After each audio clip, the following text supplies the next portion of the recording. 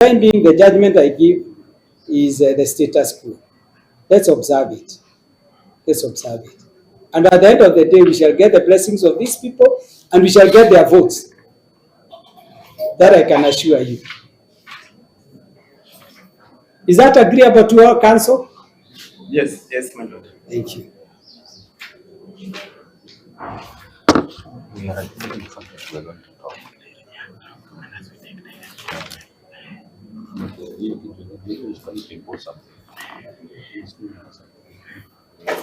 How much time do you require, Your Excellency, to meet your colleague?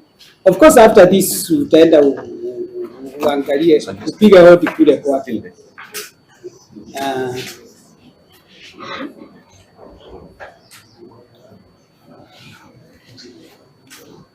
Your Lordship, it's possible you had met him today in this office afternoon, but again, we give ourselves 2-3 weeks. Yes. I'm sure that we can be able to. You go and agree on a date you can meet. Yes. I know most of you visit Nairobi almost every day. You have homes there on Nakuru. I would propose that you meet outside this place so that your followers don't follow you and start hailing you and heckling the other.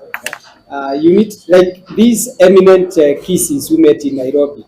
Was it at Nairobi Club in 2014 and came up with a solution. Learn now to act together. And you know, as a leader, at times you may even have to disregard what your people are telling you for the sake of a better solution to the whole issue. So I'd rather you meet in a neutral place where even the Moraras are not even aware. The Moraras and the Dinkas are not aware. My daughter in Keroka, so it's really hard. Is it? Yes, and when the stones are being thrown at each other, you suffer more. I suffer more. Yes.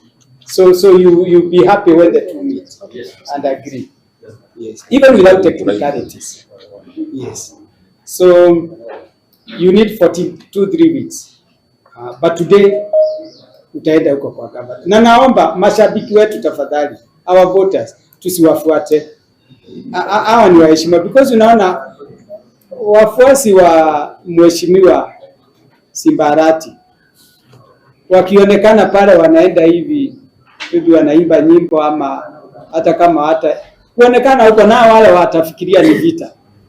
So tukae tu wengine mbali, acha mkubwa aende aone mkubwa mwenzake, wakunywe chai. Maybe Your Honor, yes. just on the same as continue guiding us.